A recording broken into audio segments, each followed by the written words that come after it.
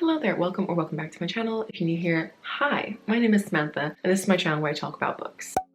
But I haven't filmed a video where I talk about books in depth in a while, so this is a wrap up and it's going to be a long one because I have to wrap up all the books I read in February and March because school has been killing me, so I haven't read a lot. I have 9 books to talk about today. I read 4 in February and 4 in March, and I have 1 from January which I just didn't wrap up because I filmed the wrap up before the month had finished, and then I finished a book on the last day of the month. So yeah, I have a lot to talk about. I will say that 2 of the books that I read were for school, so I don't have a ton to say about them. So hopefully this video isn't super long, but yeah, let's just get into it, shall we? So the first book that I have to talk about is the one that I finished in January, and that is Cinderella is Dead by Kalynn Bayron. I read this because I was part of Mel from the Bookish Mel, who you know I love. I was part of her live show for her readathon that she's doing. She is doing this, I think, 8-month long readathon. It could be only 6 months, I don't know. But basically, she's doing a fairy tale retellings readathon where every month you read a fairy tale retelling and she discusses it at the end of the month with people in a live show. January was the first month of the readathon and we read Cinderella is Dead, and so if you want to know like full thoughts, I'll link the live show up in the card.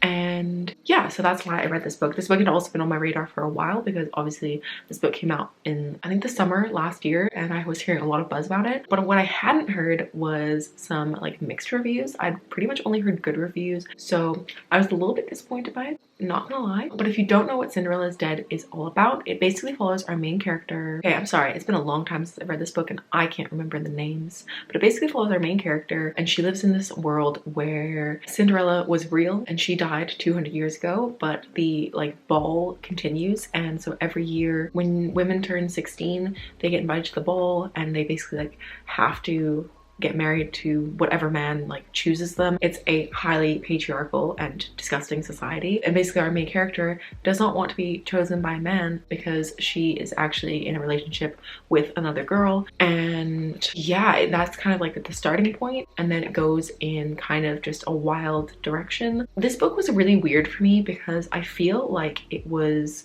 really rushed in the beginning and then like pretty slow and then really rushed and confusing. I feel like the pacing was one of the main issues I had with this book, and I almost feel like this would have benefited by being a duology instead of just a standalone, because like the whole like situation with the ball happened within like the first 25%, I think. Then there was this whole other section which was pretty rushed, and then the ending was also rushed. So I feel like, yeah, I feel like she could have probably split this into 2 books, and then I maybe would have enjoyed it more to have things flesh out a bit more, that made a bit more sense. Another issue I did have with this book were the characters. It's not that I disliked the characters, apart from actually the girlfriend. The girlfriend was like the worst. She was just not a nice person. And then the rest of the characters, I just kind of really felt like very meh about them all. I just didn't really have strong feelings of like liking them or disliking them. They were just like average, like they weren't standout characters to me, and I'm very much a character-based reader. For the reasons of the characters not being my favorite and the pacing being a bit weird, I ended up giving this book a 3 out of 5 stars. So I did still enjoy it, and it's a really fun time, I think, apart from obviously like the fact that the patriarchy is literally like the worst. It's a very like bleak society. Apart from those things, I do think it was like a fun and quick read, and yeah, I would definitely still recommend it if it sounds like it's going to be something up your alley. And I feel like I would have enjoyed it a lot more if I was younger, but where I am in my life, it just wasn't like my favorite thing. The next book that I read was one of the books that I read for class, and it was called Entre, Visillos by Carmen, Martín, Gaite. This is a book in Spanish. The title Entre, Visillos translates roughly to Through the Curtains, and it's basically about women in, I think it's during the Franco regime, and just sort of like about their lives during this time. Actually, it might be during the transition period, I'm not sure. I can't, honestly, it's been such a long time since I read this, and I didn't give it my full attention because I wasn't really enjoying it. This book is really weird because it is told from 3 perspectives, but it doesn't tell you when it's switching perspective. So I feel like that's definitely something you need to know before you read it. Not that I think any of you are gonna go and pick up this book, but just why I'm being a bit critical about the book is because, yeah, it didn't tell you when it changed perspective, and I didn't know that it was told from 3 perspectives when I started reading it. It wasn't until I watched a lecture that then I knew that it was 3 different perspectives, because yeah, it's told from a 16-year-old girl's perspective, but also a 30-year-old man's perspective, and then also a 3rd person omniscient narrator. And it's very confusing if you don't know that going into it. So yeah, I really struggled with this book and wasn't my fave. I don't think I'll be writing my essay on it. The next book that I read was for the Down Memory Jane read along, which is being hosted by Elena from Elena the Great and some other people who I can't remember off the top of my head, but I will link all of the read along information down below. And basically it is a year-long read along where 1 month they read a Jane Austen book, and then in the second month they read a retelling of that book. So the book for January was Pride and Prejudice, and I had actually never read Pride and Prejudice for this read along. I've seen the movie loads of times, which I think was really helpful in like my understanding of the book. But yeah, I ended up listening to the audiobook of this because I bought the audiobook years ago and I just never really got around to reading it, but I finally did. And let me tell you, I loved this book. I am as surprised as you are because classics, like, not my thing. But this book was just so fun. It's so funny. Like, I really like Jane Austen's like sense of humor. I think it's just really funny and just so many little quips. I do feel like I probably wouldn't have understood this as well if I hadn't seen the movie so many times. Yeah, I think it was just so much fun. I would highly recommend the audiobook. Tons of fun. And I gave this book a 5 out of 5 stars, which, like, I'm as surprised as you are. I loved it.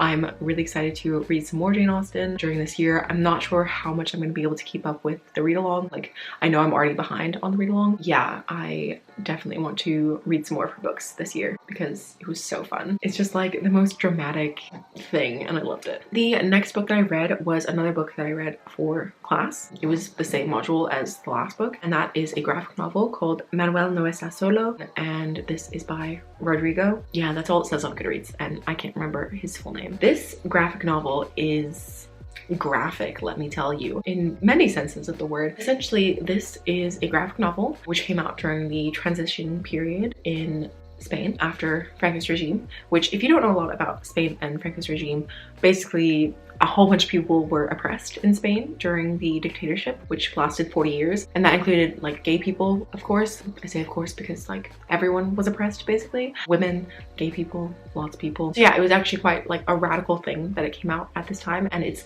super graphic. Like, I cannot show you pictures of it because I will get in trouble with YouTube because there are a lot of close-ups of dongs. I'm just gonna say it. I hope that's an okay word to say on the internet. I don't know. I'm trying to find like a euphemism that is acceptable. Peen? No.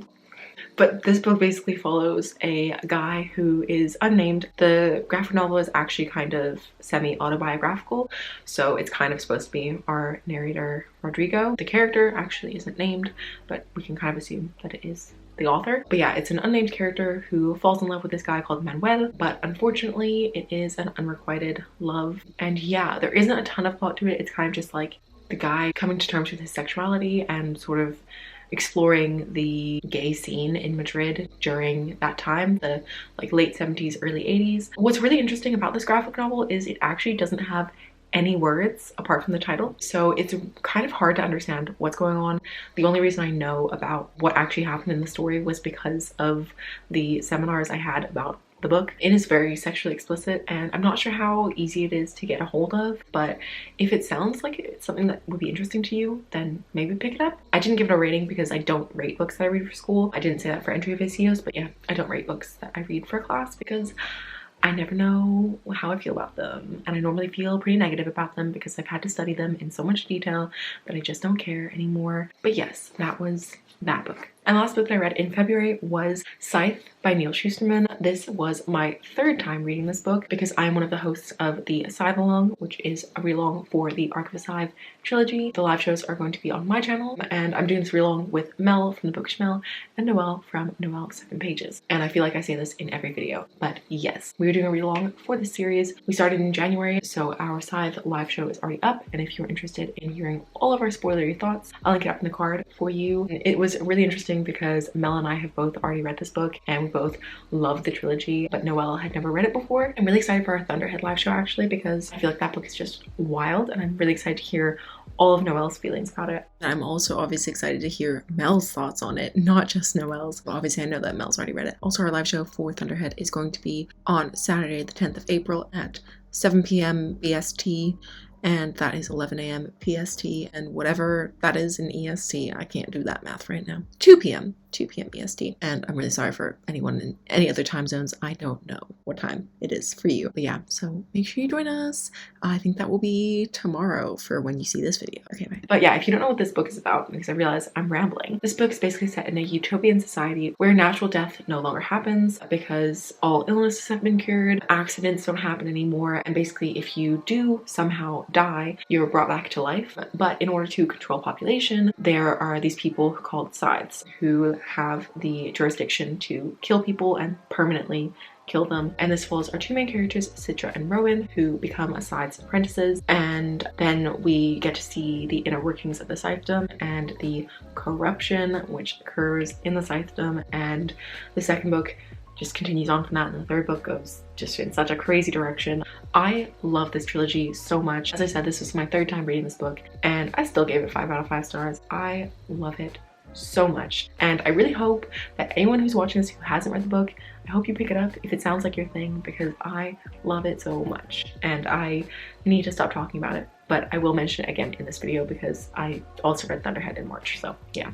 But anyway, that's the last book that I read in February. And now moving on to March. The first book that I read in March is actually a book that I started in February, and it just took me a really long time to get through, not because of the book, but because I was in a reading slump. So yeah, I started this in February and I didn't finish it until like 2 weeks into March, I don't think, which is why I only read 4 books in March. Well, part of the reason, that and also school. That book was The Vanishing Half by Brit Bennett. I was supposed to be doing a group read of this book with Mel, Noel, and Elena, but that kind of fell through because Elena was actually the only one who read it on time. And then Mel, Noel, and I were all kind of like, we all happened to be in reading slumps at the time and just like not in the mood. But I did read this book and I actually really enjoyed this book. I'm just annoyed that it took me so long to read it because of my own stupid reading slump. If you don't know what this book is about, this basically follows the Visillos sisters, who are twin sisters that live in this really small town where everyone is very, very light-skinned. And because the town is so small and they just like don't see their lives going anywhere, they decide to run away when they're 16 years old, and then their lives kind of diverge because one of the sisters, Stella, decides to start passing for white, and she actually ends up marrying a white man and just living her life as if she is white. And then the other sister ends up going back to the small town for various reasons. And then many years later, they both have daughters who end up meeting and it brings them back together. This is really an exploration of like, well, colorism, racism, but also like family, sisterhood. I think it's considered historical fiction or literary fiction. I'm never really sure, but this is set in the past. A big chunk of it is like the 60s and 80s. I don't know whether to classify this as historical fiction or literary fiction, but either way, this was a really good read. I really loved seeing how the stories kind of diverged and then you could see them coming back together. I thought the conversations that were brought up were really interesting, and some of the things were things that I hadn't thought of before, which I now realize like should be more on my radar. And yeah, I just thought it was really beautifully written. I definitely want to read more stuff by Brit Bennett because I really like her writing style. Some of her sentences are like really short and just like to the point, but like kind of like blunt in a way, but I quite like that writing style. And then some of her stuff is more like fleshed out than that, but yeah, it's like just a combination of just really nice writing styles, if that makes sense. I feel like I'm not doing a good job of describing this, but yeah, I did really enjoy this. I ended up giving this a 4 out of 5 stars because it's not like a new favorite book, but I do think that it was really well done. And as I said, I'm definitely going to pick up something else by Brit Bennett in the future. I know that at the moment, I think this is only her second book, so I only have The Mothers that I can pick up, but I know that Elena really enjoyed The Mothers, so I'm excited to pick that one up as well at some point in the not so distant future. The next book that I read in the month of March was a very popular mystery thriller mystery. I think it's more of a mystery than a thriller, but that is The Guest List by Lucy Foley. I got the ebook of this from my library and I was waiting for such a long time for that hold to come in, and then it finally did, and I finally read it and I have some thoughts. So if somehow you don't know what this book is about, this book is set on a remote island off the coast of Ireland, and essentially a wedding is going to happen on this remote island. Early on in the book, we know that someone has been murdered, but we don't know who it is, and we don't know who the murderer is. But we do know that it's got to be someone from the guest list because those are the only people on this remote island. And so yeah, that's basically all you need to know. And basically we get perspectives from different people in the wedding party. And then throughout the book, you see how they, like, a lot of people have secrets, and a lot of the secrets connect to other people also in the wedding party. You're just kind of slowly figuring out what happened. I enjoyed this book overall. I think I really liked the ending, but the buildup was just really slow. I really didn't have any idea like of anything of where the ending was going to go until the 80% mark, because yeah, that first 80% was all just build up and sort of backstory, but then the last 20% was pretty intense, and you get to find out everything and you get to see how things are gonna work out. And I definitely saw a couple of things coming, but only like it would be the start of that chapter, and then they'd start revealing something that would like then get revealed at the end of the chapter. But like in the beginning of that chapter, I would be like, ah, I see where this is going. So yeah, it definitely did keep me guessing, and I didn't see the actual ending coming. So yeah, I ended up really enjoying the ending, but the rest of the book I was just kind of like, don't like this, didn't like the characters. And so yeah, I ended up giving this book a 3.5 out of 5 stars. I had a good time overall, but I don't think I would necessarily recommend it. Also, it is like such a talked about book that like I don't think I need to recommend it for people to read it. I will say that something that not a lot of people talk about is that there is on-page self-harm. I feel like that's a really important thing to mention. The only reason I even knew about that was because Sydney from Sid Bookworm mentioned it in her wrap-up. When she read this book, she mentioned that there was like on-page self-harm. So I'm really grateful for that, and I feel like I want to make sure that people know that there is self-harm on page, so just be warned. And as always, all of the trigger warnings for the rest of the books that I've mentioned will be in the description, along with the Goodreads links, so that you can check out the full synopsis, because as you know, I'm not great at synopsizing things. But that is just like, I wanted to say that in the video so that you know before picking it up. The next book I read was a complete mood read.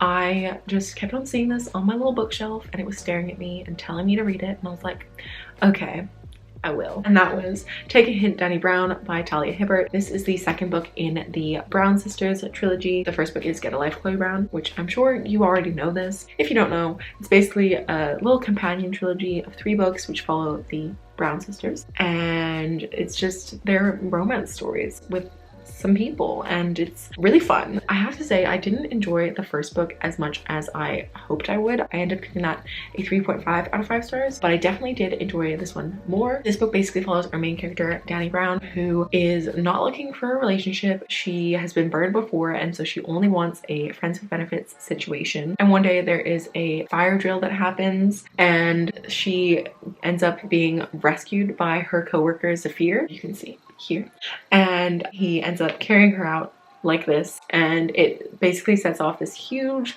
like Twitter storm of everyone freaking out about them, and they end up fake dating because it's actually a lot of good publicity for something that Zafir is working on. And of course, with any romance story that involves fake dating, sometimes the dating is not so fake. This book was really cute and so much fun. I had a really fun time reading it. Actually, if you watched my reading vlog where I was talking about this book, you'll know that I read like 100 pages all in one sitting because I was just having such a fun time. I like picked it up and I was only gonna read the first chapter, and I read 100 pages because I was just enjoying myself so much. I ended up giving this book a 4 out of 5 stars because I did really enjoy this and I loved the anxiety rep. But the reason why I'm not giving it a higher rating is because something I have kind of discovered is that I'm not a huge fan of Talia Hibbert's smut scenes. They're just a lot for me. She really likes to go into detail from start to finish, and it's a lot for me to read personally. I know that a lot of people really enjoy that, and that is great, and I think that they are well written. It's just like a little bit too much detail that for me. I don't necessarily want like fade to black, because I think that that's boring. No, boring is not the right word. This is making me sound weird. I think I just prefer like a little bit less detail in my smut scenes. So yeah, it's a lot for me, my little innocent brain to deal with. I did really enjoy this, and I will be reading the last book, Act Your Age, Eve Brown, for sure. And I might pick up some more stuff by Talia Hibbert in the future as well, because I do really enjoy the romance stories. It's just the smut, which is too much for me, but I can always skim over that in the future. So yeah, I'm definitely not like writing off her books, but I've just realized that her smut is a bit too intense for me. The last book that I have to talk about is, of course, Thunderhead by Neal Shusterman. I already talked about Scythe in a lot of detail, so I'll just mention my thoughts on this book briefly. This is obviously the second book in the Arc of Scythe trilogy. I've always said that this is my least favorite book in the trilogy. I still really enjoy it, but it's just not as good as the first one or the third one in my personal opinion. And this is my third time reading it, and my opinion has not changed at all. Every single time I've read this book, I've always said that the first half of this book is pretty slow, but then the second half is super intense. So like the other two times that I read this, I gave this book a 4.5 out of 5 stars. It's still a solid read, but it is my least favorite in the series. Oh my god, that was so much talking, but I also feel like I kind of did that a little bit rapid fire. I don't know. I definitely didn't. I've been filming for like half an hour. Anyway, but yes, those are all of the books that I read in February and March, and one sneaky book from January. As I said, I was in a reading slump kind of for February and March, but I think I'm finally out of it, so hopefully in April I'll be reading a lot. I did just film a TBR video, which I'm not sure what order I'm going to post those videos in, but if it's up, I'll link it in the card. If it's not up, it's going to be the next video you see. So yes, look out for that, or go watch it if it's already up. But yes, so those are all of the books that I've read in the last 2 months. If you've read any of these books as well, please let me know your thoughts down below. I would love to know. What else do I have to say? If you want to leave me a comment but you don't know what to say, leave me an emoji. And what emoji do I want you to leave me? If you've made it this far, just leave me a book emoji in the comments, because I can't think of anything more creative than that. Anyway, but thank you so much for watching this video. I hope you liked it. If you did, please give it a thumbs up. If you're new here, feel free to subscribe down below. I will hopefully see you very soon with another video. Bye. Finishing the book. I'm gonna sneeze. I hate that feeling when you need to sneeze and it's not coming. Oh my god, excuse me. But then the second book is so intense that... What? Okay, bye.